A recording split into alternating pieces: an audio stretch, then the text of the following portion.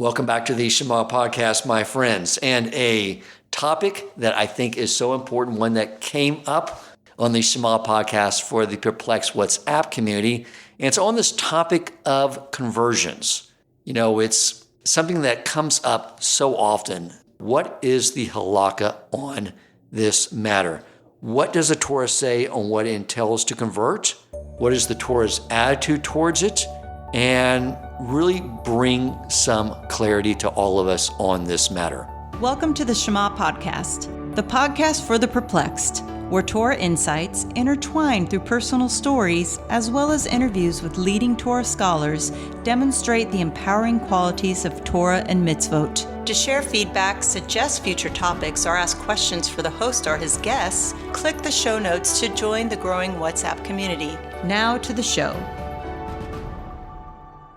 Rabbi Pill, thank you for coming on the show and for helping us get a much better understanding of this very important topic. The podcast for the perplexed, I think, is the right place for this topic. There's a lot of perplexity about conversion, and that perplexity is often very painful to people going through the process, who I think end up confused and resentful and feel like they're jumping through all sorts of hoops and they don't really understand why, or why it can't be done differently, and other people do it differently, and why don't you accept that other people did it differently or do it differently, and why are you making me do other things?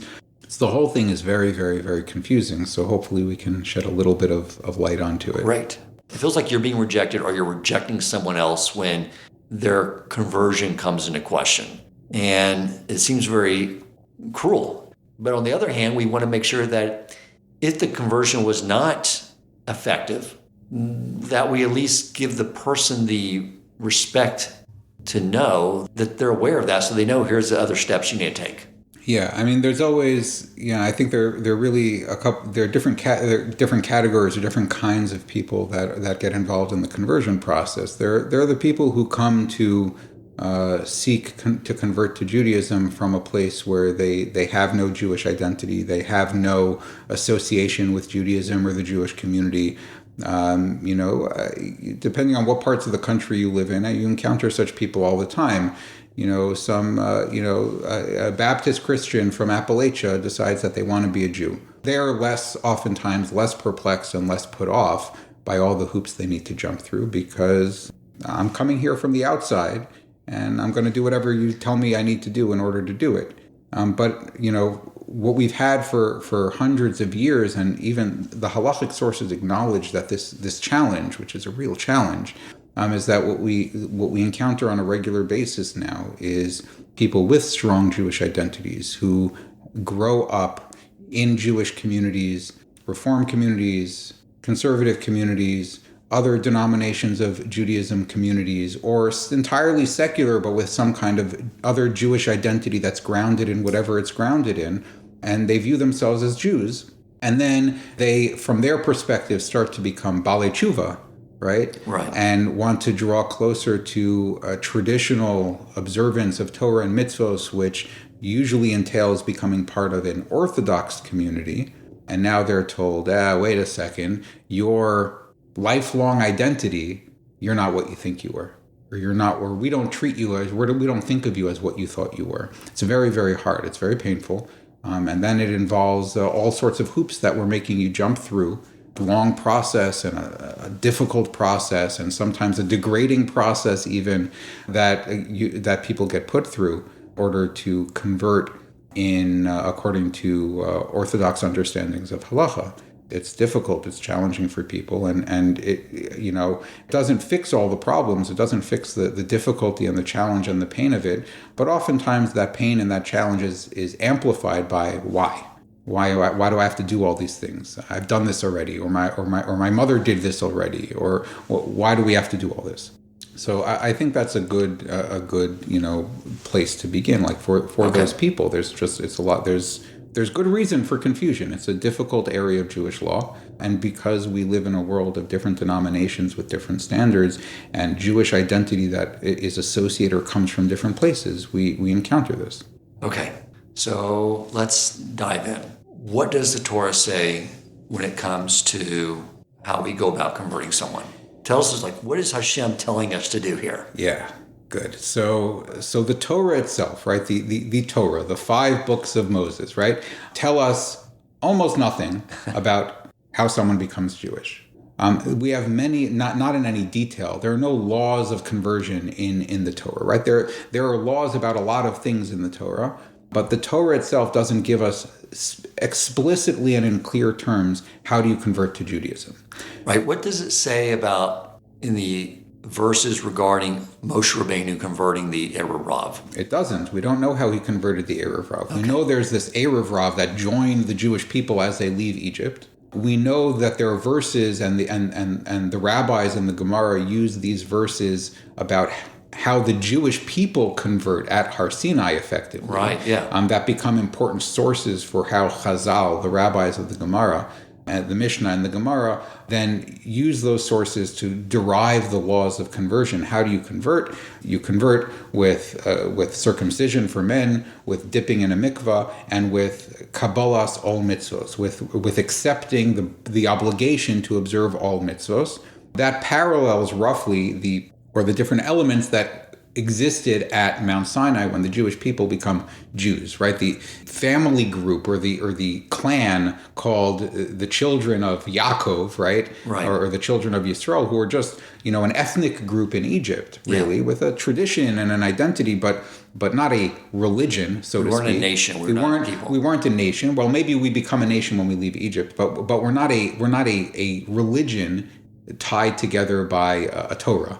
Right, exactly. There's no Torah until Har Sinai. Har Sinai, we become Jews, really. Right, exactly. So that was our conversion. That's our conversion, exactly. At Mount Sinai. So it would seem like any conversion without the theatrics of Mount Sinai, obviously, but the same principles apply going forward. That's right. So unfortunately, without all of the theatrics and pomp and circumstance of Sinai, that would be cool. But although anyone who's been in the room for a conversion knows that something special happens at that moment, and I don't remember Sinai, but I imagine something. You're getting a little taste, But the way the Torah describes the conversion of the Jewish people to become Jews at Mount Sinai is they accept the Torah upon themselves. Na'aseh v'nishma, we accept it. We're going to do whatever you tell us to do. I'll point out, without knowing anything that was in it. Without knowing anything that was in it. They've received some mitzvos, and they have some, right? There are midrashim about how they receive some laws prior to earlier on after when they leave Egypt. There's some laws that they've received. Kashrus, they received some laws. They don't have kashrus, but they do have Rosh Chodesh, and they have Shabbos. There are some laws that they've received already. But by and large, they have no idea what's in this Torah. God comes to them and says, do you want the Torah? Right? There's a famous medrash. The medrash says, God goes to all the nations of the world and says, do you want the Torah? And they say, what's in it? And God gives them, something that's in it that's very difficult for them, given their culture and their affinity and whatever, their ethnic makeup and so on. And they say, we don't want that. We can't do that. And he comes to the Jews, and the Jews don't say, what's in it? The Jews say, sure, we'd love to. Whatever is in it, great, we'll go for it. We'll figure it out later. But we accept. If you're offering it to us, we accept. So there's kabbalas all mitzvos, which is an essential element of conversion. There's bris milah, everyone gets circumcised. And there's tevilah, there's immersion in a mikvah, which is usually understood that there's a process that's described not actually in the section of the Torah that has the 10 Commandments, but a little bit later on that describes a sacrifice that Moshe brings at Har Sinai as part of the revelation at Har Sinai, as part of the giving of the Torah, and he immerses or he sprinkles all of the people with the blood of this sacrifice, and that's parallel to the mikvah, to being immersed and emerging from that new. But in any case, those are the 3 elements. The rabbis, so in the Torah, we don't know. There are many converts in the Torah. We don't know what kind of processes they necessarily went to. Certainly before the Torah is given, the process of converting him, there are many people who convert, right? Yisro, Moshe's father-in-law, converts probably before the Torah is given. And Avram and Sarah, the Torah tells us, made converts their whole job. They were the original kiruv professionals, family, yeah. Right? Their whole job was bringing people tachas kanfei Shechina, beneath the shade of the wings of God, so to speak. they're converting people, but conversion then consists of I'm putting my idols, I'm leaving my idols, and I'm becoming connected and aware and in relationship with the one true God. That's now you're part of the universal religion. There's no Judaism yet, right. But after there's Judaism, now there's a conversion process. And so what the rabbis in the Gemara understand that conversion process to consist of is these three elements: is circumcision for men, immersion in a mikveh for anybody, and most essentially, kabbalas ol mitzvos, the accepting the obligation to observe all the mitzvos. Those are the three elements. If one of those is missing, you're not fully Jewish yet. Okay, so prior to this point, there was no acceptance of mitzvos. There are no mitzvos to accept. There was none. That's really right. Okay. So, but this is where it gets a little vague, because we have 613 mitzvos. There's thousands of halachos from those. I had a conversion remove all doubts, and I remember one of the questions Rabbi Winder asked me it was something to the effect of, do I accept the responsibility to fulfill the mitzvah of Shabbos to the best of my ability? Meaning, you're going to mess it up, but try your best. And I do. I mess up Shabbos. Separation, I'm always messing up. So I'm sure we'll get into that. What the Torah is going to give us some guidelines there. Yeah. So let's get into it, right? Let's get into it. Because obviously we can't, like with Shabbos, he basically said you're going to mess up, but always be working, trying, and learning and growing in it, and just being cognizant. A lot of the mess ups are not obviously intentional, but you're just like I've shared in the podcast before, you're looking for your brown socks and you're pulling out all the black socks to get the brown socks, but you just violated the laws of separation. So, so explain that. I'm sure I've messed things up with trafing up the kitchen from time to time. I mean, my wife, yells at me quite a bit on that. Yeah. So, you put the dairy in the meat sink, whatever. So, but let's talk about what that entails as far as conversion. Okay. So we have this essential element of conversion, which is really the most complicated one. And this is the one I think that gives us the most, I don't want to say creates all the problems, but creates all the problems, right? It's very easy to dunk in a kosher mikveh. I mean, it's very easy to get a kosher bris. The kabbalas ol mitzvos, the accepting upon yourself all of the mitzvos, this is oftentimes not the only issue, but oftentimes the issue that creates concerns and problems with, past conversions and things like that. Were they valid? Were they not valid? This is oftentimes part of the concern. Another one of the concerns is the validity of the beis din that does the conversion, because according to the Gemara, a conversion must be done in front of a beis din. Certainly the kabbalas ol mitzvos part, the accepting the obligation to to observe the Torah and the mitzvos, that needs to be done in front of a beis din.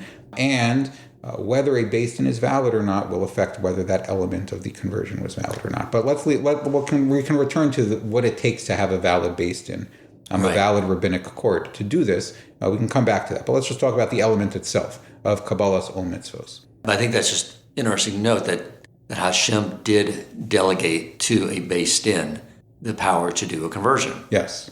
I mean, he obviously, you don't hear any conversation in the Torah about Moshe Rabbeinu asking Hashem what he thinks. Moshe Rabbeinu converted their Rav, and they were converted. Correct. I think that's very, very important to appreciate, and we'll have, I think over the course of our discussion, we'll have more occasion to make this point, but the halachic sources, the Jewish law sources, are very explicit.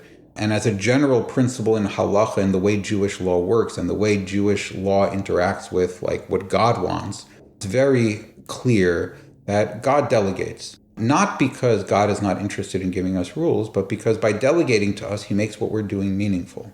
And we're not just robots carrying out God's commands. We're not an AI program just responding to prompts. We're intelligent. God is granting us, delegating to us authority, whether it's over conversion or a million other areas of Jewish law where we are tasked with interpreting and thinking about and understanding and applying and creating new rules when we think that they're appropriate in order to keep the system working well and keep people in the right direction. All of that's an ongoing task of being involved. I mean, that's what makes us connected and involved in me and our relationship with all of this meaningful, because it's a real relationship. We're doing something. But so the role of the beis din is very, very, very important. And if the beis din is not a valid beis din, because the only way to do a conversion is with a valid beis din, then that becomes problematic from a halacha perspective. Okay, that becomes a challenge. So when it comes to kabbalas mitzvos, right, let's assume the beis din is a good beis din. Let's assume the beis din itself is valid. Kabbalas hamitzvos is translated, right? It simply means accepting upon yourself the mitzvos, accepting the mitzvos. What does that mean? That's that's a vague, a little bit of a vague term. What does that mean? So it's clear from the Gemara, it's clear from the Talmud that kabbalas mitzvos does not mean I know everything already and I observe everything perfectly. It doesn't mean that. Right. It can't mean that. The Gemara talks about a situation in which a ger, a convert, converted without knowing that there's such a thing as Shabbos. And the Gemara says they're a convert. They're a valid convert. And they don't know about Shabbos. They don't know Shabbos even exists. Forget the laws. Forget just separating my black socks from my brown socks. They don't even know that there is such a thing called Shabbos. And they're a valid convert. Let's pause here as I want to talk about this, because Shabbos is a mitzvah that I would think thousands of years ago was a lot easier to observe, because you're in a community and you just don't go work out in your field. Come chill out. There's no cell phones. Yeah, you have no tech in your house. There's no electric switches. There's no cars. The level, how are you going to desecrate your Shabbos? Just don't go work in the field. And it's interesting. I mean, this is. I didn't expect to end up here, but it's, as you say it's interesting to think about. I think that Shabbos, the challenging parts of Shabbos probably have shifted over time. I imagine once upon a time, in the time of the Talmud, it was more difficult and challenging to correctly and fully observe the laws of cooking and food preparation on Shabbos than it is today. True. No refrigeration, no hot plates. The only heat sources you have, whether to heat your home or to heat your food, are actually feeding a fire. Your food is not; it doesn't come prepackaged. Everything has to be chopped and mixed and kneaded and prepared. Right. I imagine these things and brought in from wherever you store it, and these things were probably more complex. Right, you're right. You're right. And correct me if I'm wrong, but the lighting the Shabbos candles is rabbinic. Yes, because they just wanted to make sure that we had actual light while we're eating, so we weren't stumbling over our meal in the dark. Right. So, okay, I retract my comment. That was easier back then. It's different. That's true for all of Judaism, I think. There are things that are very easy today that were very hard once upon a time. And there are things that are very hard today that were very easy once upon a time. Depending on the context and the realities of the world in which we live, it's a beautiful thing. That means Torah has something to say all the time. It doesn't necessarily say everything all the time or all the time. We often encounter parts of the Torah that we scratch our heads and wonder, what's this? What? But just because it's not saying something significant in an obvious way to me today, it doesn't mean it never said anything significant, or it won't say something important in an obvious way in 20 years from now or 100 years from now. It may, right? Who's to say it's that time yet for this part of Torah? Torah is universal; it's forever. So, in any case, okay. So this is an interesting point that I definitely want to underline, because I always thought, and this is why I wanted to do this episode, because I had this conversation comes up quite a bit, and I realize I need clarity based off Torah, not my opinion or deriving conclusions based off logic. But I just sort of derived that Hashem would not countersign on a conversion, meaning there is a spiritual change that takes place that only He can do, or somehow, so that He would not do that if someone was taking upon themselves mitzvos and they weren't aware of the mitzvos. It's like, I'm signing a contract and the person has no idea what's in the contract. You're like, I'm not signing that. I want you to read the contract first before we both execute it. But you're saying, if the Talmud says that if someone didn't know anything about Shabbos, but they accepted the mitzvos, their conversion is valid. Right,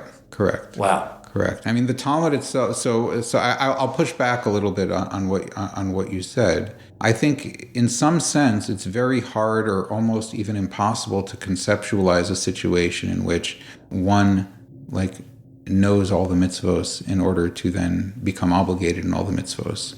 I learn something new about the mitzvos every time I open a book every morning. True. Right? You're absolutely right. And I will continue to do so until the day that I die. I never know it all, and I never will know it all. And even all of us together don't know it all. And we're always discovering new things and new aspects, not only just spiritually, but also practical halacha. I always learn something new every time I open up a Shulchan Aruch that I didn't realize before. Right. No, very, very true. I'm going to the Shulchan Aruch again. By the way, at the inspiration of a convert who's going through the process. And he's like, second time through that. And I was like, I should go through it again. And I pick up the first book and realize, oh yeah, I forgot this, I forgot that. Yeah, so right. And the Talmud itself is clear. When the Talmud discusses the laws of conversion, the Talmud describes that how does someone convert? They come to the court and they say, I want to convert. Right? Anyone who's gone through the conversion process has had this experience. This is where it comes from. The Talmud says, somewhat potential convert comes to a court, comes to a beis din and says, I want to convert. And what does the beis din tell them? No, you don't.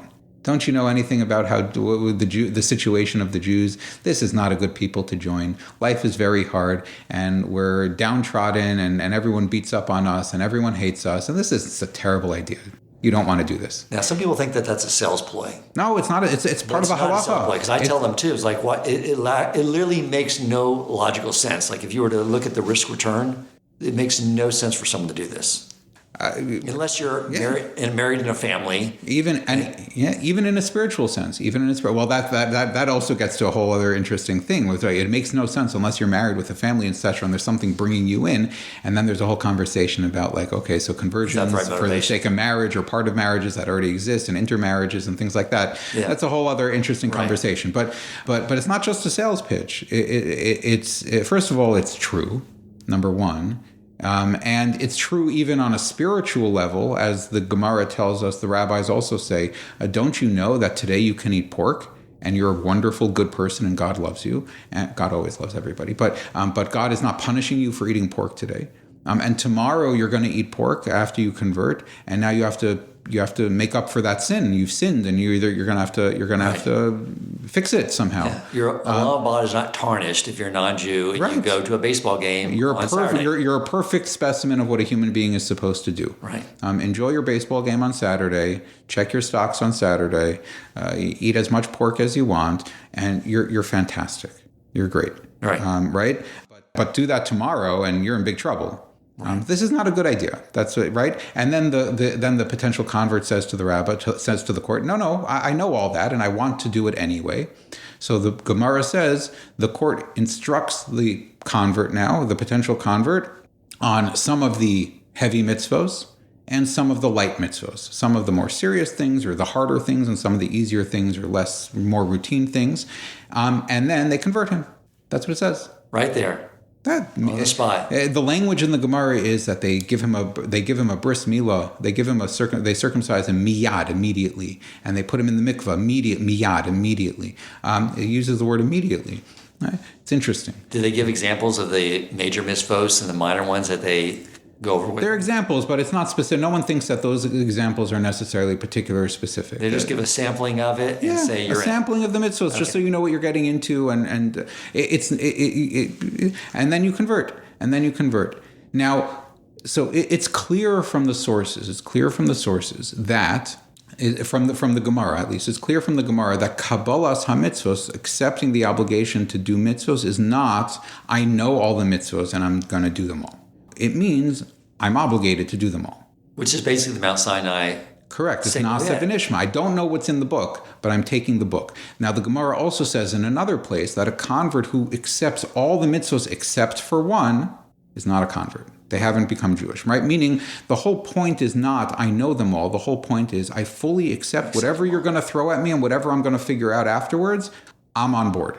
Right, because you think about like Mount Sinai, what happened after our conversion, we spent the next 40 years in the wilderness learning the Torah and the Halacha. We spent the next 3,500 years up until now doing that, and we're still not there. Right. We're still figuring it out. So kabbalas ha-mitzvos means I am accepting the mitzvos. I'm accepting the mitzvah. I'm accepting the obligation.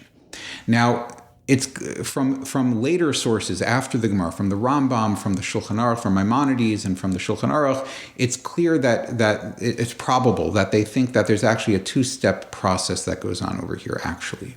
There's something called Hodas HaMitzvos, and then there's something called kabbalas HaMitzvos. Hodas HaMitzvos is the informing people about the mitzvos. Kabbalas ha-mitzvos is now accepting the obligation to observe mitzvos. Kabbalas ha-mitzvos has to be absolute, right? It's genuine, belev shalem, as the sources says, with a complete and total sincere heart, right? Total commitment. Right. I'm on board. Whatever it is, I don't know about right now. Whatever it is, I'm exactly. On. Whatever it is, I'm on board. Okay. Hodas ha-mitzvos, the information communicating to the potential convert, right? The teaching of the convert about what you're in for. That is much less clear. From the Gemara, it seems you tell them some of this and you tell them some of that, and that's good enough, and then they can accept all the mitzvos. Right. And the Rambam is pretty clear about this also, that again, that it's possible to become a valid convert without knowing all the mitzvos, because the hodas ha-mitzvos, the information, the teaching of the convert, is not everything. You don't teach them everything. You can't teach them everything. Right. The kabbalas ha-mitzvos has to be absolute and total and complete. How much do you teach them? Here is very important. How much do you teach them? The Shulchan Aruch tells us, and this is a core principle of halachic conversion.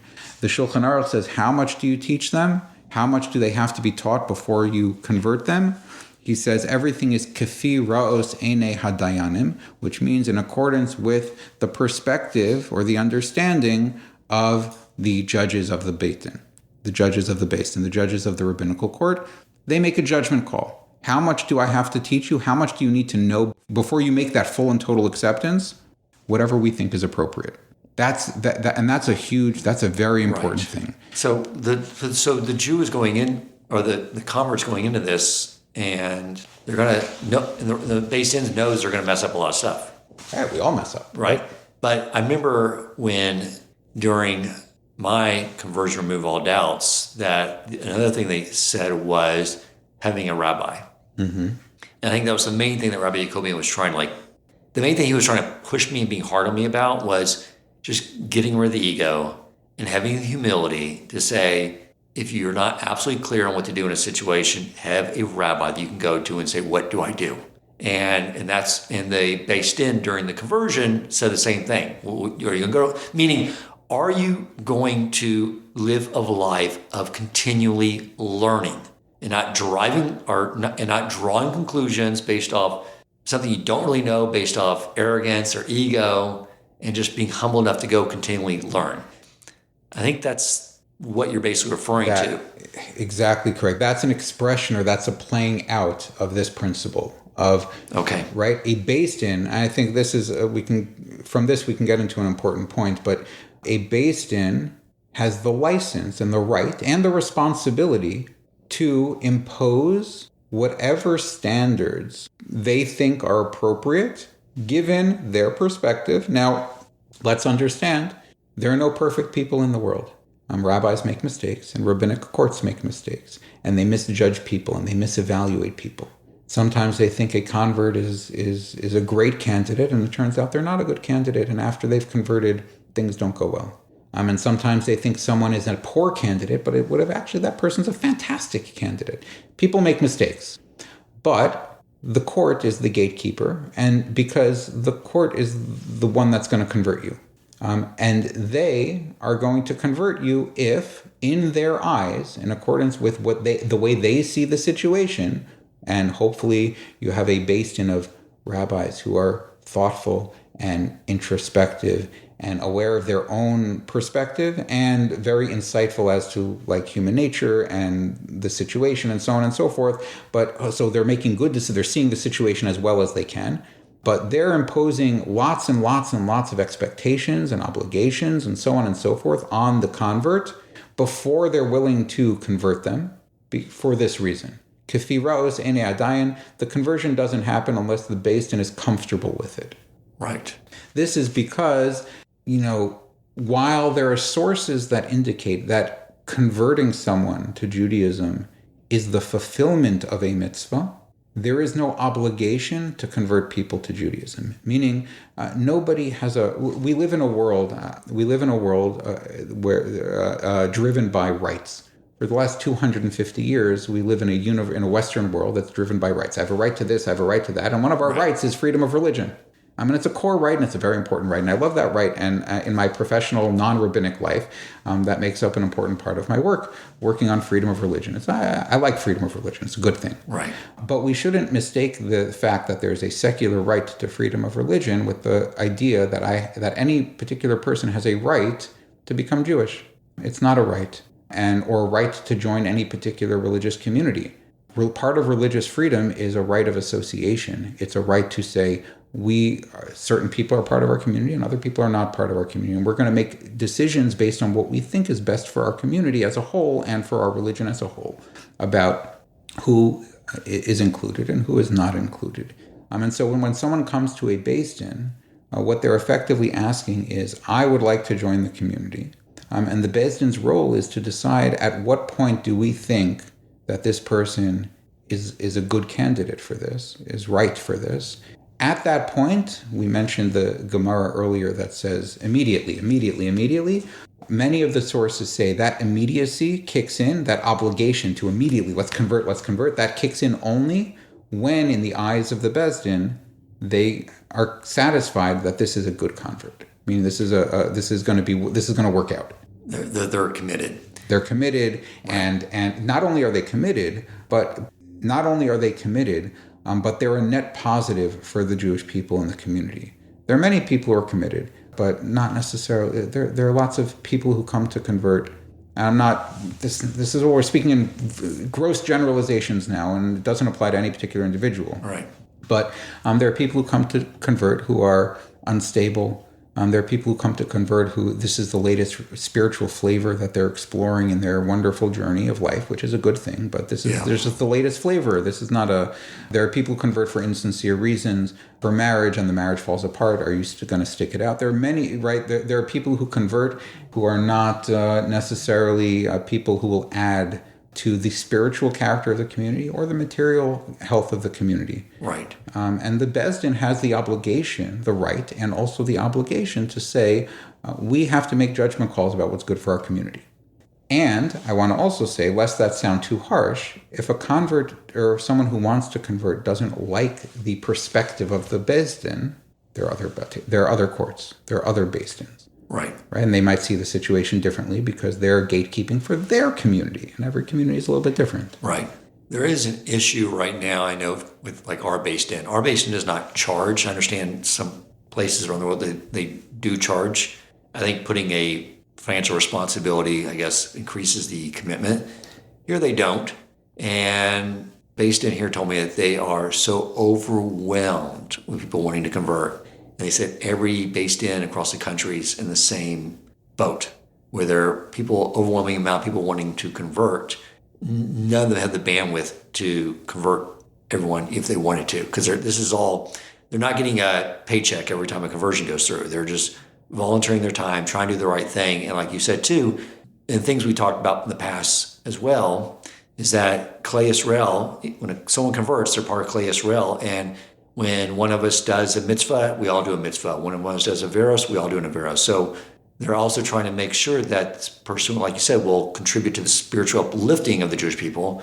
All the converts in this community have definitely done that and surpassed. I mean, they inspire me. They do make us better. But that's the idea, is that the beis din wants to make sure that the person will continue to do the mitzvos, right? And they want to vet that out, because we have seen situations where people have converted and say, I don't like this anymore. I want to drive on Shabbos and eat pork. Right. So there's a few elements wrapped up in that. Part of it is the beis din. The beis din is converting people on the assumption that this is good for them, right? I mean, this is part of the questions that this is the beis. You come in. We mentioned that you come into beis din. The beis din says it's not a good idea, right? It's not good for you. It's not good for you materially. It's not good for you spiritually. Why would you want to do this? The beis din is really, in part, making a decision that this is good for you because you're going to stick with it, and therefore you're getting to live the life of an observant Jew, which is very spiritually good and so on, and also good for the community, right? Also good for the community. But if it's not good for you, because you're going to come in, become Jewish, and now you're not going to stick it out, and now you're responsible for all of the violations of Jewish law that you engage in from here on in. It's not good for you, so we don't want to do something bad for you. spiritually bad for you, right? We don't want to do something materially bad for you. You want to join the Jewish people, but it's going to require you to destroy your entire family life and destroy your entire professional life. And there's no real sustainable way for you to actually make it here. We don't want to do this for you because you might be very, very, very sincere, but if there's not a path for it to work for you in a positive way, this is not necessarily a good idea. The beis din has a very, very hard job. Yeah. It's a very, very hard job. And there are batei din that take money for their time. There are batei din who take money beyond their time. That's a very bad thing. It's a very bad thing, especially when it comes to conversions. There are batei din that take money for their time, and that's not such a bad thing because it's just your time, right? You're spending, hours. You pay people for their time. You're not giving them, gifts as a bribe, but you pay them for their time. And then there are batei din who refuse to take any money for performing conversions. When I've done conversions in the past, I was part of a beit din that never took money. No gifts, no money, no donations, no nothing. You can't do anything because you don't want that floating around. But the beis din has a very, very hard job to do, and they can't do it perfectly. It's a huge responsibility. It's a huge responsibility, and it's a huge responsibility to their communities also because they have to answer for the people that they bring in. Yeah, and it's a huge responsibility to God also because they have to answer for the people that they bring in. It's a big responsibility, and so it's reasonable, I think. Again, not when you're a seeking convert or seeking a potential convert on the receiving end of this. But from the beis din's perspective, it's reasonable to be cautious and therefore to take your time and therefore to demand and expect that a potential convert is really, really invested and really, really committed and can really hack it here because the Orthodox community is a strange place. I like it mostly, but the Orthodox community is a weird place and has lots of wonderful things and has many difficult things also. And like anything else, hopefully it's growing in the right direction. But you have to be able to hack it here. Right. It's definitely it's a different societal structure. Right. But it takes some acclimating to and learning that aspect. I remember Rabbi Yacobian was able to ascertain for me that I'm a systems guy, and that I was Jewish, but I read Ram Call's book, and I just knew I need to fulfill this now. Mm. Here's how the system works. I want to be a part of the system. My wife, though, he asked, and she was going through the conversion process, what brought you here? And he knew it was a lot of it was an emotional element to her. Yeah. She is an artist, right? So one of the things he kept pushing her on, which is, are you making Jewish friends in the community? Now, there's no halakha. You said mikvah, bris, kabbalas, mitzvos, nothing about making Jewish friends. Right. But what he was trying to do is make sure that she would find a home here and not want to leave a Torah observant community and therefore violate the mitzvos. Correct. So, and that's what you're talking about, which was a lot different when someone would come to someone in a beis din thousands of years ago, and boom, they're living in the community versus here, where people can get up and move and live somewhere else. They want to make sure they're committed to this lifestyle. Correct. I mean, right. So this element we see, right? Conversion is again, it depends on where and it depends on which kind of beis din, and there are many different kinds of beis dins that one can convert with in the United States or elsewhere. But what we see by and large is lots and lots and lots of, again, these hoops that people need to jump through, right? You have to be keeping kosher and observing Shabbos for a year before we're willing to convert you. You have to live in a Jewish community for a year before we're willing to convert you. You have to commit to sending your kids to Jewish day schools through 12th grade before we're willing to convert you. And where you have to have Jewish friends. You have to, whatever the things are. You have to own a home in the Jewish community, sell your home outside the all of these things. These don't come from the halacha per se. There's no rules that say you must do this, you must do this, you must do this. But these are the beis din through its, hopefully, not always is this the case, but hopefully its careful experience and attention to what works and what doesn't work, and properly attuned to the individual, a judgment call of what gives us a sense of confidence and comfort that this person really wants this, is prepared to actually do this, has the tools they need to make it here and survive, and so that this will all work out well for everybody. Otherwise, again, you destroy someone's life. You convert someone who can't do this. Their life is, you destroy everything. Yeah, it's a terrible thing. You can't go back. You can't. Well, spiritually, yes, but I'm not even talking about spiritually. Right? You bring someone in to do this, and you make them jump through all of these hoops and so on and so forth. And then they've upended so much of their life, and they've created family tensions and like so many things that have been upended by this process. For what if it's not going to work out? So you really want to make sure that it really works out. Which does make sense that you would have them live in a community for a year and experience under the guidance of a rabbi, all the holidays throughout the year.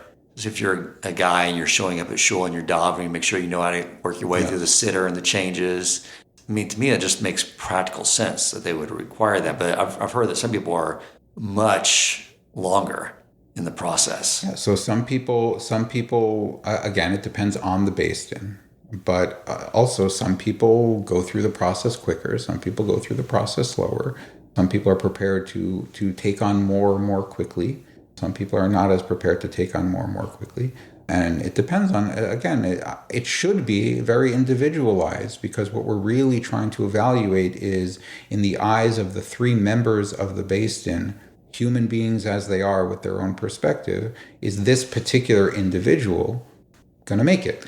Right. I think that's an important point too I want to underline as well, is that the kind and proper thing to do is to individualize this process and not say, well, why is this person going through quicker? And here's my own personal example.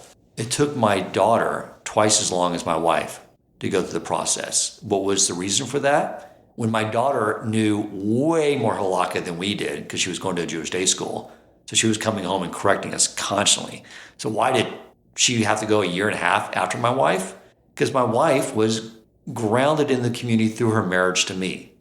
What they knew about my daughter being a teenager, which, I mean, it's a teenager. And they know, like, okay, you're going to go to college, potentially, and there's so many other influences that if this is not being motivated for the right reason, because think about it now, my daughter's in a community, her mom's converted, her dad's Jewish, she's around Jewish girls. The reason for wanting to convert for the other people is very high. But converting for other people was not what her motivation should be. So they wanted to make sure that she was doing it for her. And my daughter understood that and didn't argue with that, because she understood my daughter wanted time to clearly understand that for herself as well. Right. Yeah, motives become very, very important. And how motives play out, or how specific situations reflect on motives, also is an evolving thing, right? So much of this requires judgment. The Gemara talks about, people who are converting for marriage.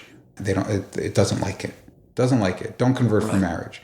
People who are converting for status, for political access, for business access, for all different kinds of things. To make Jew jokes. Right. You can only make Jew jokes if you're already a Jew, right? Or can I say Holocaust jokes also? No, it's not. Right. Right. There are motives, and the Gemara speaks about, we want pure motives, right? Right.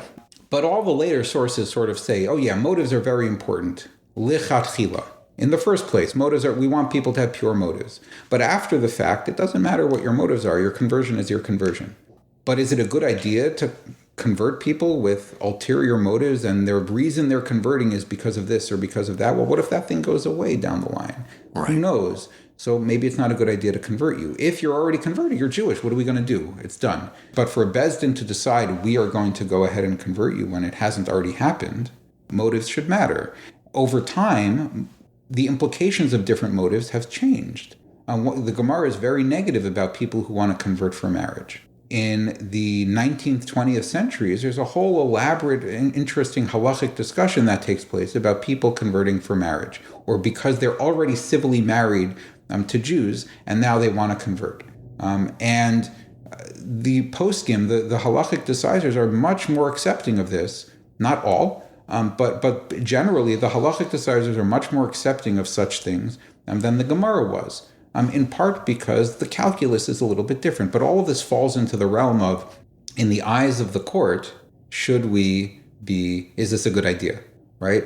So, and again, a good idea in the grand scheme of things. So, for example, a common fact pattern that used to come up in the 1800s, 1900s is Jewish man comes home civilly married to a non-Jewish woman, and she says, "I'd like to convert." I'd like to convert. Now, really, you're not supposed to convert someone if they're already married, and you're not supposed to convert someone for marriage, right? And, right, that's what the Gemara tells us, that's what motives, etc. We're not supposed to do that. But the rabbis in the 1800s, 1900s, they look at the situation, and, well, if we don't convert her, he's not staying. He's going with her. And now he's gone, forever lost. If we convert her, he'll be here, part of the community, with a Jewish wife, Jewish children, and she's only converting, presume if they're committed, if she's committed, and if she's committed, he'll have to become committed too. It's a good thing overall to go ahead and do this. And if the marriage itself is strong, we don't have to worry so much about this. And as long as her commitment is true and genuine or whatever, the fact that they're already married is not, right? So this all falls into the realm of before the fact, does the beis din feel comfortable and convinced that this is a good idea? Okay. Which is a huge, again, that's where a lot of the, different standards and the hoops I need to jump through, et cetera, what is playing out is the court is trying to make a good judgment call about your sincerity, about your ability to last it out, about how well this is going to work for us and for you. Okay. What else does the Torah say? So far we know mikvah, bris, kabbalas, mitzvos. There's obviously some conversation, as you just mentioned, the Gemara about motives and someone marrying to get married or post-marriage. Yeah. And we've also learned that Hashem did give responsibility to beis dins in order to facilitate this. Right. So that's the other big thing. Is that this must be done by a beis din. The Gemara is clear, the Talmud is clear, that conversion must be done by a beis din. There are conversations in the halachic sources about which parts need to be done with a beis din. Okay. Does the immersion need to be witnessed by a beis din? Does the circumcision need to be witnessed by a beis din? Is it okay if it's not witnessed by the whole beis din, but it's witnessed by two members of the beis din or two people who can testify to the beis din? There are conversations about the details. Everyone, though, agrees that the kabbalas hamitzvos, the genuine, true accepting of the mitzvos, has to be done in front of a valid beis din. And that is also another place where we run into trouble. So a conversion that is done without a proper kabbalas hamitzvos, without a full and sincere acceptance of the obligation to fulfill all mitzvos, doesn't work. Okay. And even if there is a full acceptance of the full obligation to observe all the mitzvos, but it's done in front of a beis din that is not valid, is not made up of 3 observant men. That's the halachic requirement for a beis din, 3 observant men. So it does say 3 observant men. That is what a beis din is. There are discussions about what, how expert the beis din needs to be, but and they should be rabbis, etc. But really, a beis din, bare minimum beis din is 3 observant males. Is a beis din. Any 3 observant males make a beis din for probably for these purposes. Okay. But if they're not observant and they're not all male, this isn't a valid beis din. And so from a halacha perspective, the halacha doesn't view what happened in front of them as having happened with a beis din. So Hashem's not going to delegate. So there's no power delegated to them. There's no authority that's been delegated to them. Right. Yeah. And this is a slightly more complicated in the case of beis dins for conversion. I don't want to get too deep into the halachic weeds about this, but a real beis din. We read this in last week's parsha, right? 2 weeks ago's parsha about shoftim and a real beis din consists of 3 judges who have what's called smicha, real smicha. Real smicha means that they have been ordained, they have been authorized to act as an authority in Jewish law in an unbroken chain of transmission from Moshe. Moshe gave smicha to Yehoshua, to Joshua, his student. Joshua gave it to his students, and teachers gave it to students, gave it to students, gave it to students. And the only way to be a valid judge in a beis din was to have that smicha. Right, which doesn't exist anymore. Which stopped existing 1,800 years ago around. It just got broken because of the Roman persecution. Because of the Roman persecution, it was broken. The Gemara describes even how it was broken. It's a dramatic story that one of the last people was smicha. Smicha has to be given in the land of Israel. It can only be conferred in the land of Israel from someone who has it to a new person, but in the land of Israel. And during the Hadrianic decrees after the Bar Kokhba revolt, Torah study is prohibited in the land of Israel. And so it's very hard to train people and then also confer smicha to them. And there's a dramatic story in the Gemara about how one of the last rabbis in the land of Israel with smicha ordains 5 of his students in a cave. They're hiding out in a cave, and the Romans come and they run out the back, and he blocks the entrance to save these 5 students and is riddled with spears and gives up his life to ordain the next 5 rabbis. But where do they go? They go to Persia. They go to Babylonia. And because he can't survive in the land of Israel. So smicha ends. Smicha ends.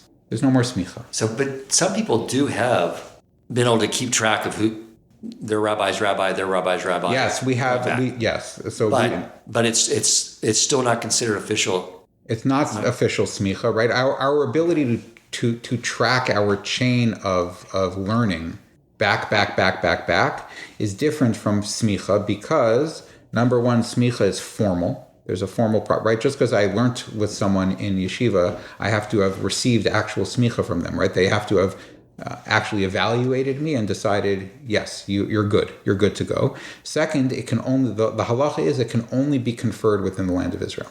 Interesting. Okay. So, but now that does take place today, and they still use that term. We use that term, but it's not the real thing. Okay. It's not the real thing. We use smicha for rabbinic ordination, but it's not really that. It's a different thing entirely. There's a halacha that says a student is not allowed to decide halachic questions in front of their teacher, and so our modern smicha is really what is actually a heter hora. It's a permission by a teacher to their student to go out and do their own thing, even though I'm here, even though I'm alive.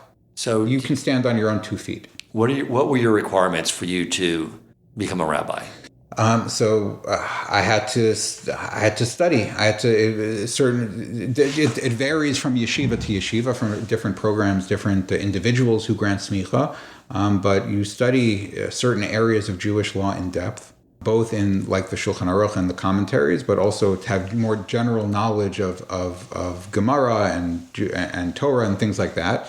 But specifically certain areas of Jewish law, typically regular smicha or basic smicha, I guess you could call it, involves like a general knowledge of the laws of like daily life, prayer and holidays and things like that.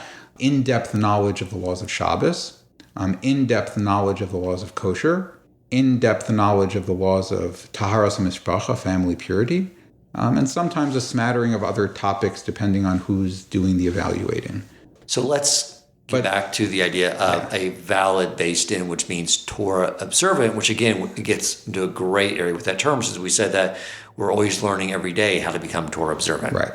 So how do we further delineate between someone who's, let's use the rabbi that oversaw my wives, who said that nothing in the Torah ever happened, none of it's true, and he basically said my wife is now Jewish without talking to her about any mitzvos other than the mitzvah of signing the membership form and paying monthly dues.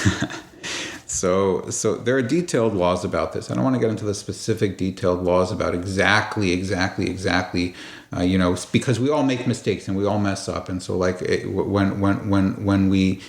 when we mess up and we make mistakes and we violate a law in the Torah, and so like, does that make someone an invalid judge now? Well, you do teshuvah and you fix it, and there are details on which law, violations of which kinds of laws. Violating financial laws means that a judge now has, a taiva, a weakness for money. And that's particularly dangerous for a judge, and those are taken more seriously than certain other things. Depends.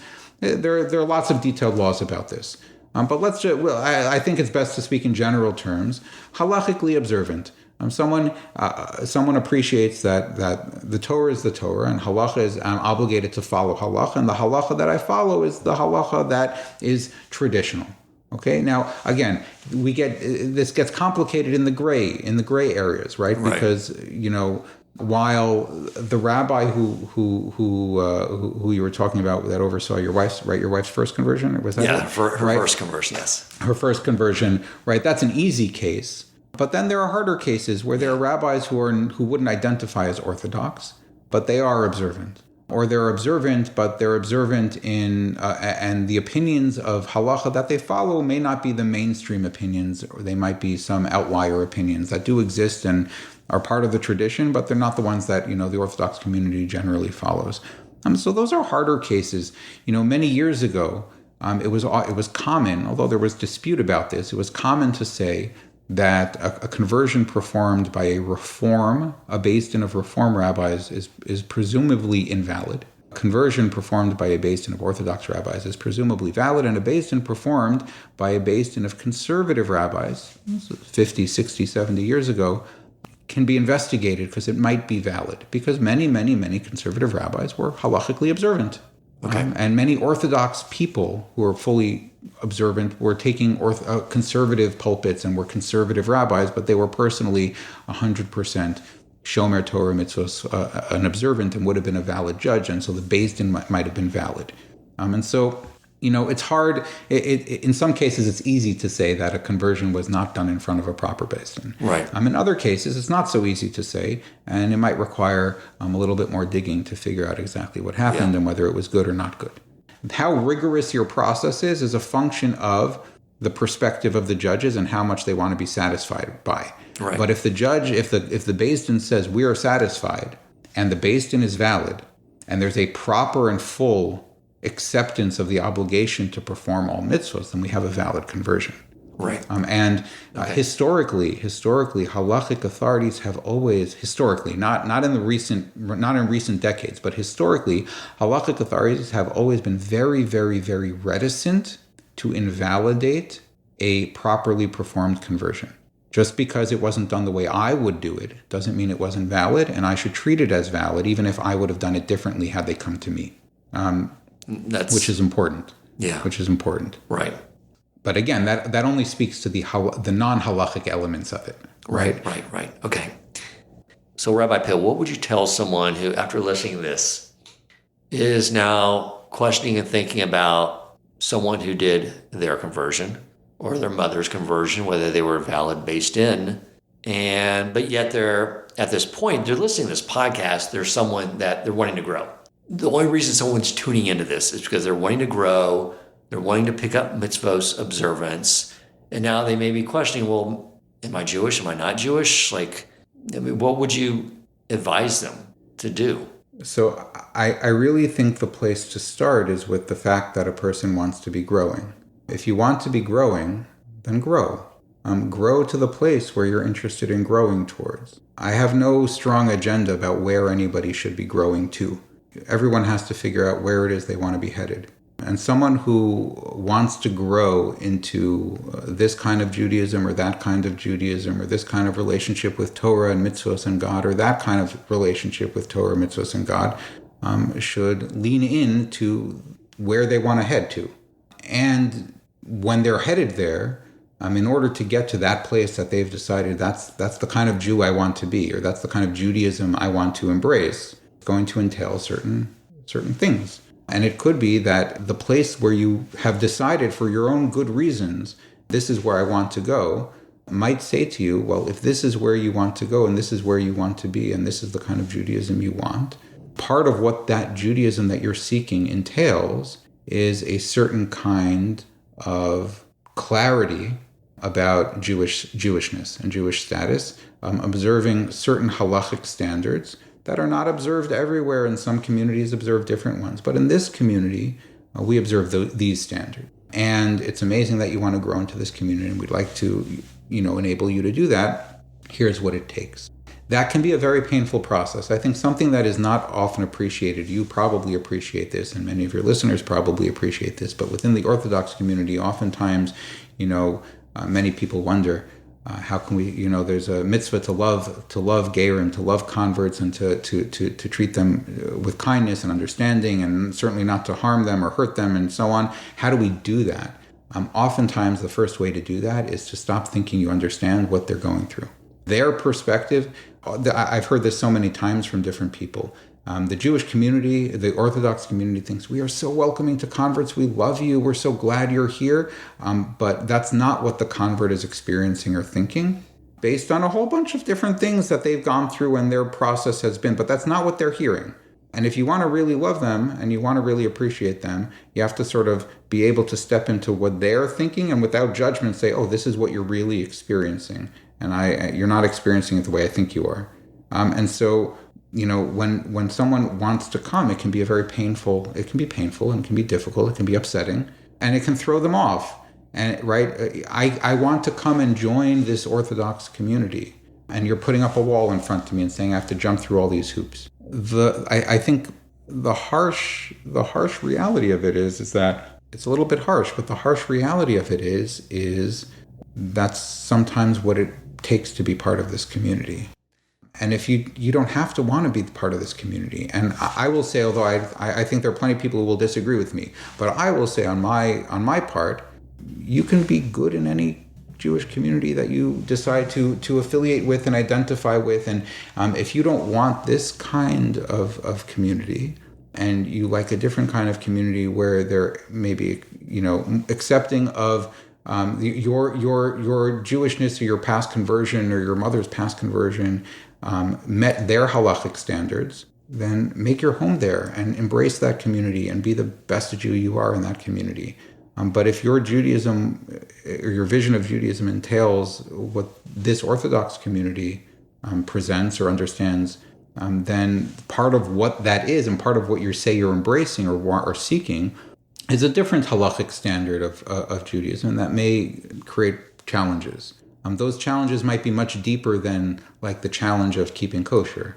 They might hurt more, and it's painful. And I don't want to say it shouldn't be painful or your pain is not real. It is real, and sit with it because it's real. Yeah. But it's also part of the bigger. It's part of the picture. It's part of the package. It's part of the story. Right. Yes. I was talking to my daughter this morning in Israel about this topic, and I asked her what her experience was like, and she said it was all very positive, but she knows people that were necessarily wasn't positive or just, I guess, connecting and feeling like you're part of this community as much as I think everyone tries the best ability, but she said she knows people that was a little challenging. I will say that I think the converts definitely do inspire a lot of people. I shared a story of good friends of ours, the Hicks family.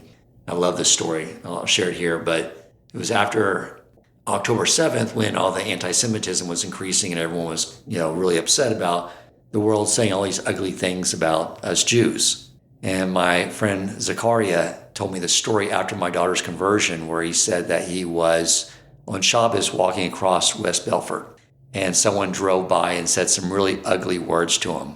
And his reaction was, I'm a black guy growing up in the South. I'm used to this stuff. It was like another, ugly racist remark. And as he was walking on, blowing it off, he said, I stopped and I realized that was not a racist remark. That had nothing to do with my skin at all. That was an anti-Semitic remark.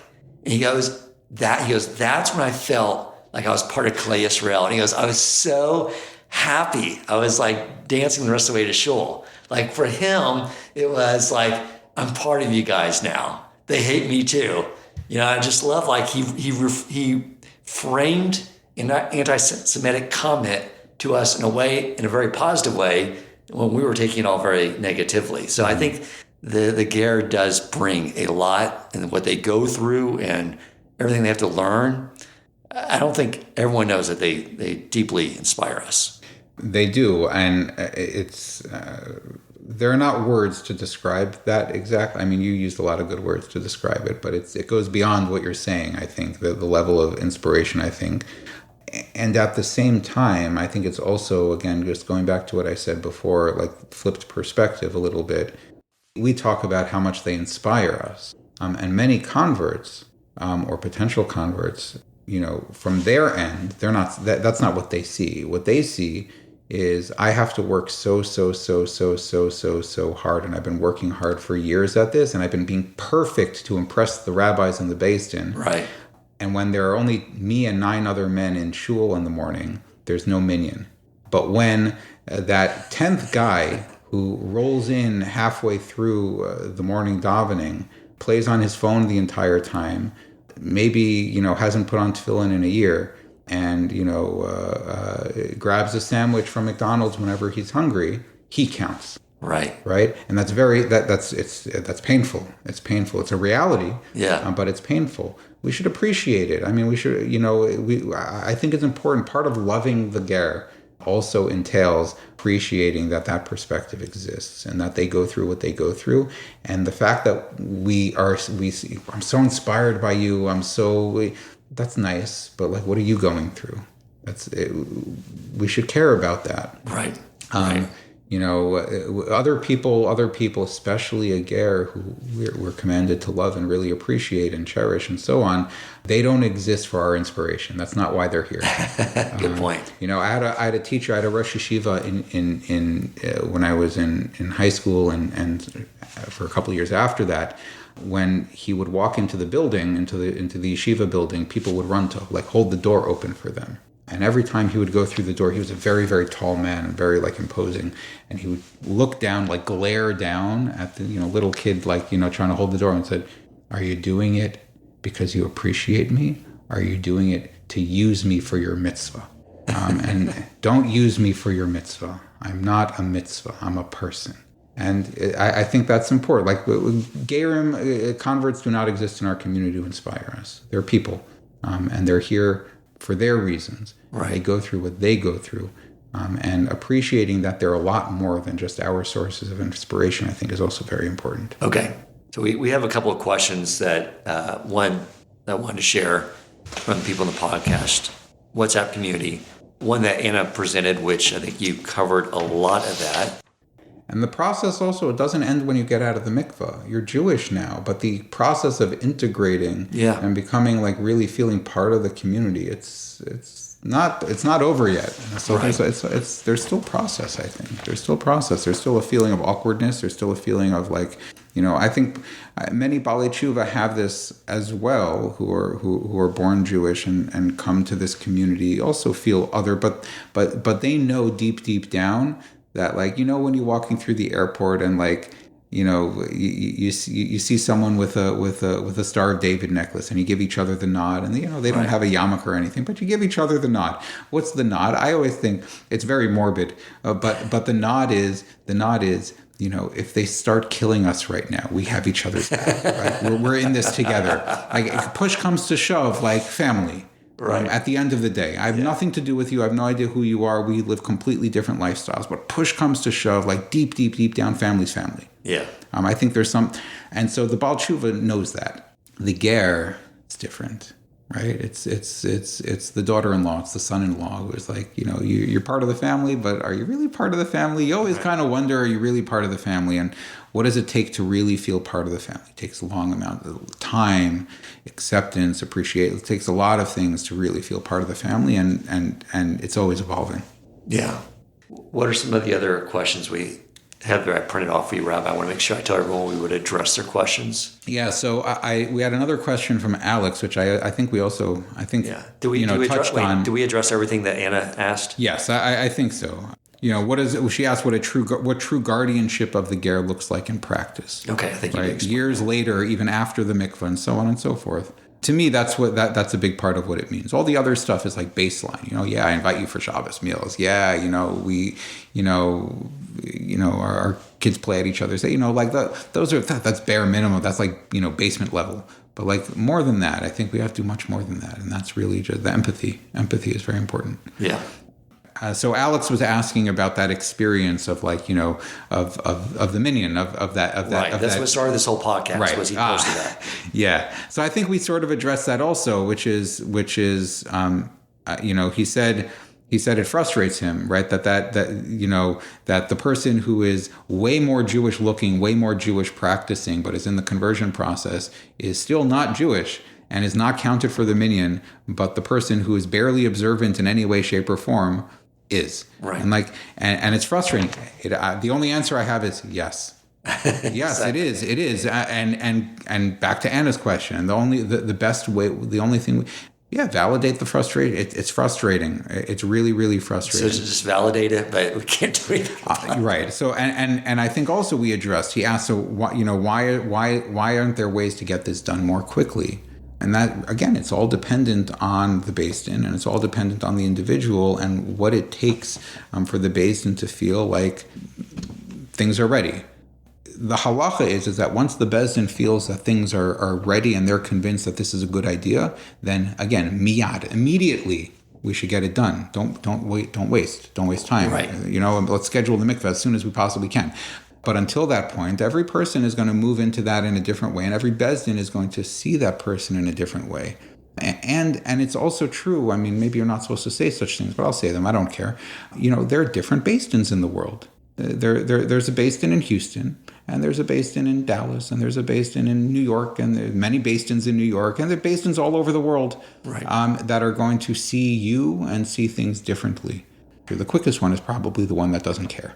I'll put it that way. The quickest one is the one that doesn't care about you and doesn't care about the community, and just quick gets you in. But the ones that care about you and want to make sure that this is good for you, right, and that this will be a net positive on your life, rather than something you try and then disrupts your life and then you walk away and it's bad for you spiritually. It's bad for you physically. It's bad for the community to go through that as well. It's bad for it's hard for Jewish communities to invest a lot in new members, new people who come in, converts who need to be brought in with love and care and attention and so on and so forth. And then they walk away. Communities also invest a lot in people, and it's hurtful to them too when these things don't work out. So part of the role of the beis din is that gatekeeping. Right. And is to care for everybody. Caring takes time. Right. But the point you made that I want to stress is that once they make a decision, it's total alacrity to get you to the mikvah. Because I remember, they don't warn you at all. When they said, my wife was ready, it was we're doing it in 2 days. Right. What? Right. As soon as we can get an appointment, we had to plan a wedding because I couldn't come back home to her until we had a wedding. Right. So we had to plan a wedding in 3 days. Right. So they do act quickly. Yeah. Yeah. And some go quicker and some go more slowly. Some have more transparent expectations and others have less transparent expectations. It depends on how much of a ride someone's in for. But some beis dins have very transparent expectations. I expect you to know this, this, and this, and I expect you to do these and these and these things. And we're going to have periodic check-ins on, once a month or whatever. That is a much more structured process. You might know more what you're getting into.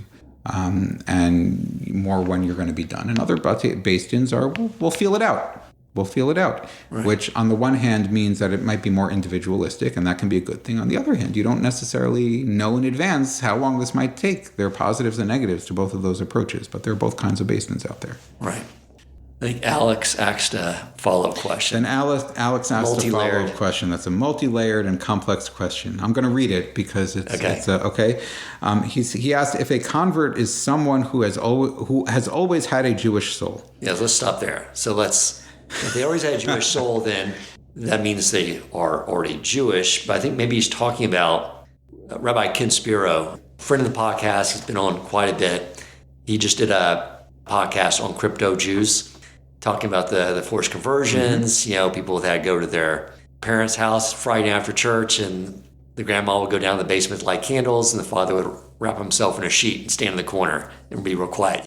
I don't know if he's referring to that someone who they think they have Jewish ancestry and they are Jewish. Is that what that question was getting at? So there is such an idea. So he might be talking about that. I don't know exactly what he's talking about, but he might be talking about that. He might be talking about a more general idea that all of the converts that eventually will join the Jewish people were really sparks of Jewish souls that were specifically placed throughout all of the peoples of the world to bring all of the positive elements of all the peoples of the world back into the Jewish people. So there is an idea that are these people whose fathers were Jewish and mothers weren't, that there's some shards of a Jewish soul within them that... No, there's such a concept also about people that's a highly debated idea, but there are big rabbis, there are big halachic authorities that do talk about that there's something significant to someone with a Jewish father. and maybe their conversion process should be done more with we should be less concerned about them, and we should move it along more quickly and things like that. There are such concepts that there's Zera Yisrael. There are people with Jewish genetics, Jewish blood. Is there really any like Jewish?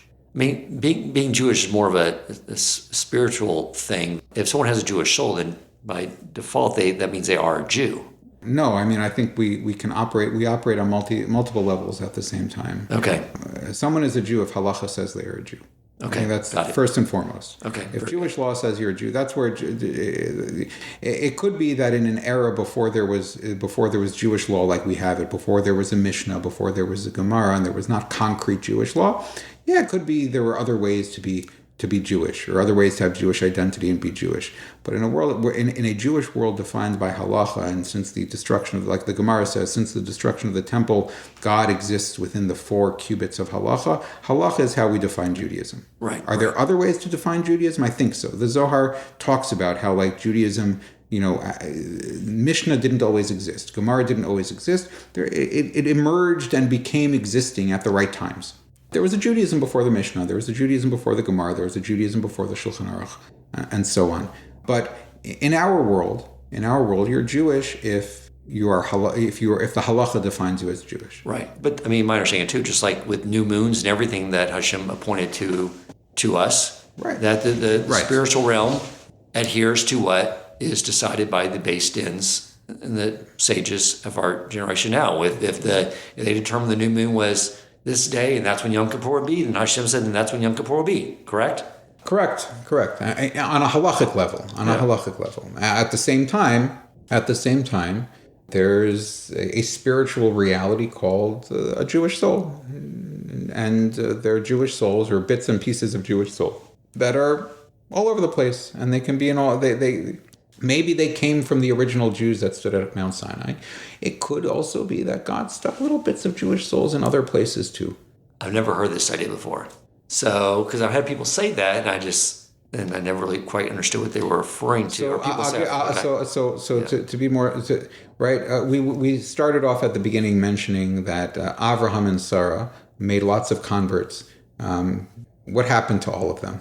They didn't become Jews. Only the children of Avraham became Jews. Well, I know there's two levels of that verse. One is that they got people to follow them, but also that the entire time they were with each other but not conceiving a child, they were creating Jewish souls that would be given to the converts, which is why my daughter is Yonah, Bas, Avraham, and Sarah. Right. So yes, but but the people, meaning all of these before there was a Torah, right? There are all these people who are identifying with the religion, so to speak, of Avraham, right? And where did they go? These are people who are right, who are with God, who are worshiping the one God, and so on and so forth. They are Avraham's progeny. Not in blood, but in spiritual. Interesting. So you're saying they were actually? Are you saying they received some? They received some. They are something. There's something different than the other people around them. Right. There's something different than the other people around them. Again, I don't want to make strong commitments to any of these ideas, but these are ideas that are out there. Out there. So they're the Jewish souls or godly or godly souls. There are different ways to phrase these ideas, or maybe it's just again throughout history. Like again, if there were 600,000 Jews that stood at Sinai, and there's been horrific and massive attrition and assimilation for thousands of years, it always has been, always has been. So what happened to all these people? Or what happened to all of their children, and so on and so forth. Yes. And are they halachically Jewish or not halachically Jewish? But nevertheless, they have Jewish souls, or the ancestry of they're the progeny and the ancestry of these people, and it's a very good thing because if it was only the Jewish people doing the Jewish things, we wouldn't be Judaism would be missing all of the stuff that all the world has to offer, and all the cultures and all the peoples of the world have to offer. But now we have a way of bringing all these things back in. Right. There is a book somewhere on my bookshelf, but a lady wrote where she basically studied children who had these vivid memories of the Holocaust. Mm-hmm. And this is like pre-TV and movies and things about the Holocaust. Like vivid memories of like not understanding what they were as young kids, but clearly describing losing their life in a train car where everyone's packed together, all these horrible things. But she said, like, after the Holocaust, there was rabbis going through Torah observant communities saying you must have lots of children. You must have lots of children because when children perish, they immediately come back into the world. Like there's no I guess time in the spiritual realm to, they immediately come back in. And if you don't have babies, create Jewish bodies, and they'll come in, they'll end up in non-Jewish bodies. And then she goes on to share these stories of non-Jewish children would have these same similar dreams. These incredible, just so vivid, describing. Again, this is before the world. So that idea has sort of come to play that in times where Jewish souls get reincarnated in a non-Jewish body, and maybe that's sort of maybe what Alex is referring to, and things that potentially could happen. Okay, I think he asked another question too. So his question about that was, if converts are really returning, right? They're not. It's not really entirely a new thing, right? So why is there such a long process? And is the part of the lengthy process? So I think we've talked a lot about why there's such a long process. Teaching them. But then he says, is there a lesson about not rushing into things that we should take from the length of the conversion process? For example, one could look at the example of conversion and say, I shouldn't rush into marriage either, that I should know someone for multiple years before agreeing to a lifelong commitment. So that's a very, very fascinating question. I think if we take the halachic framework of why this takes a long time, or why this often takes a long time, why this conversion process takes a long time, what is it about? It's about the time it takes to really be sure that this is a good idea. To really be sure that it's a good idea. It doesn't always take a long time. It could take a long time. Sometimes you just know. Sometimes the connection is there, and it's obvious to everybody, and it's obvious to you, and it's obvious to everyone else. And sometimes the beis din knows that's obvious very, very quickly for various reasons. Right. So the beis din, as you said, they're trying to assess whether or not are you committed, and are you committed to ongoing learning. So likewise in a marriage. Right? You can date for 10 years trying I got to really do my due diligence here. Correct.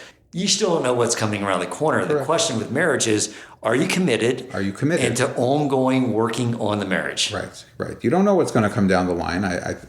Exactly so. I know nothing much about marriage. I don't have enough experience to, give a great opinion.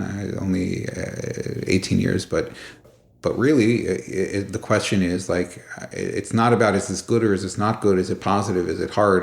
The question is, am I in it? If I'm in it, then I'm in it, and I'm in it for the ups and I'm in it for the downs, and I'm committed to it, and we're going to figure it out and we're going to make it work together. But sometimes it takes time to be willing to be in it. Right? Do I want to be in it? That could take time, or it could be very, very quick. It depends. I think it depends. It's also interesting, this plays also in the beis din context, or in the conversion context itself. Rabbi Moshe Feinstein took a position on this and thought this way, and others have thought this way, and others disagree. Again, kethiraos eni adayin, everyone sees these kinds of situations a little bit differently. But based on, there are times where it doesn't take a long time commitment because it's good. It's good for you, it's good for the Jews, it's good in the big picture of things. And other times, it takes more time to know whether it's a good idea. Beautiful. I think you did a fantastic job covering a very complex and sensitive topic. I have a lot more clarity. I'm sure the audience does as well. This is a much lengthier podcast than I normally do, but I did not want to rush it. I wanted to cover everything. I really wanted to turn every stone. I wanted to get clarity for myself too. So when I have conversations with people on this, I'm speaking the truth of Torah, not my own personal opinion or logic I derive that I can tell in some regards was faulty. So I appreciate you doing this for us, Rabbi. Thank you. I'm so glad we were able to do it. And I want to just end with a very short caveat, which is, although this has been lengthy, no one should think that we've exhaustively covered everything here. And there are lots of little bits and pieces and lots of details and lots of twists and turns in this whole story of how conversion works and the details of it and so on that we haven't gotten to. We've spoken mostly in generalities. And not to take anything on the podcast as informational, but it's not gospel truth, and it's not practical halachic advice. that has to be dealt with a particular beis din that a convert might be working with, or speak to a specific rabbi for practical advice. It's a complex area of Jewish law. Right. Okay. Absolutely. Rabbi, would you mind if someone listening has questions about this topic that they could reach out to you, since considering you were a rabbi on a beis din and are very familiar with this topic? Would you mind them being able to reach out to you and ask those questions? Not at all. Not at all. I can either try and answer them or direct them to good places and people that can answer them better than I can. But they can reach me by email is probably the best way to do it. Great. shlomopill@gmail.com. shlomopill@gmail. Perfect. Thank you so much, Rabbi. Thank you, Dan. Thank you for listening, and if you enjoyed the episode and found it meaningful, please take a moment to rate, review, and share the podcast.